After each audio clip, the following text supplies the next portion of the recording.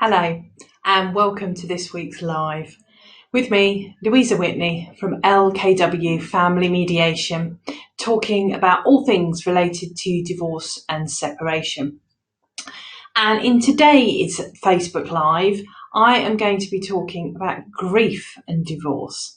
And I think this is a really important subject that perhaps people going through a separation don't talk about enough.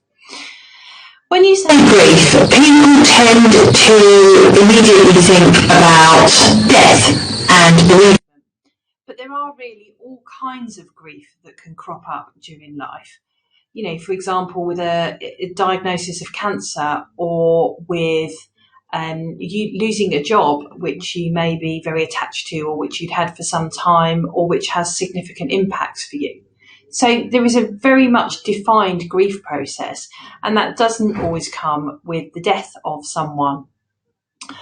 And this is something that I see with clients during the separation and in the aftermath. Sometimes the grief process can be very much affected by what happens. So it's really hard to grieve something when you're still living with somebody. Or it can be that sometimes people feel that they can't even begin to start the grief process until such time as they've worked out all of the financial details and they know where they're going to be living and they're set up in a new life. And then they feel like they can finally give in to the grief and let that play through. Sometimes people see that they can't talk about what happens next until they've processed the grief that they feel. And there's also everything in between. But what I really want to get out is that there is no right or wrong way to deal with grief. And sometimes there is an idea of prescription around grief and what you should be doing and what you shouldn't be doing and what's an okay period of time comes up a lot as well. You know, come on, it's been 8 months. Come on, it's been 2 years. Why are you still moping about that? Come on. And certainly something that I see with clients a lot is that when you ask them how they're being supported or who they have around them that they can talk to, they feel that there's a cut-off point. And when it's been a certain length of time, it's actually not okay to keep talking to your friends or family because nothing's changed, or because they're a bit, oh, are you still sad about that? Come on, it's been ages. And often people can feel really isolated with that, because when you feel you can't talk to anyone, there is a loneliness around that. And if you know someone's going to push you back and say, oh, come on, we're not talking about that again, are we? You don't feel able to share. And it's not the right atmosphere for you to share in. Sometimes there can be one friend or one family member or somebody around you that understands.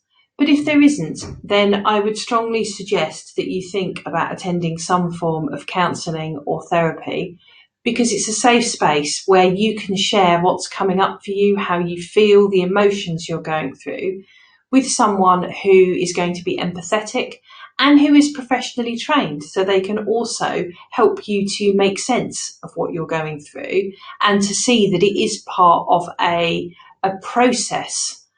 So it's not just you feeling that you're stuck somewhere. There is a recognised grief process and a kind of roller coaster, a trail, however you want to view it, of what you go through. And there really is no right or wrong way or no correct point at which to deal with your grief. But I really wanted to reinforce the message that there is a defined grief process that goes with divorce and separation. And sometimes people say, oh, well, we weren't married, but it goes with relationship breakdown. Whether you had committed to the legalities of marriage or whether you were just in a relationship committed to each other, there is a grief process that comes from that when it breaks down. Often the grief process can be related to the fact that you're losing a life that you thought you were going to have. You know, when we have those moments where you're stuck on a train or you've taken 5 at work from a busy job, your mind wanders to, oh, you know, do you know what, when we retire, we might do this together. Or kids are going to university in a few years. Wouldn't it be great to take that trip we've always thought about? There's lots of plans that you have together, Maybe you were going to turn one of your children's bedrooms when they moved out into a hobby room, or you were going to rent it out to get some more income to enable you to do something you wanted to do. Whatever it is, you will have made plans together and talked about things together, and there is a huge adjustment that comes with realising that those plans you've made don't come to fruition, that the life you thought you were going to have is now going to be a different life. And sometimes the temptation here, I think, is to think it's a worse life. And it doesn't have to be that way. You can define what happens next for your life and what you want to do.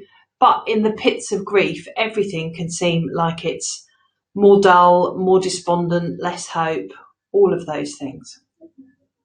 So what can you do about this? Firstly, accept that there is a process of grief that comes with divorce and separation, and that is a wave you're going to have to ride.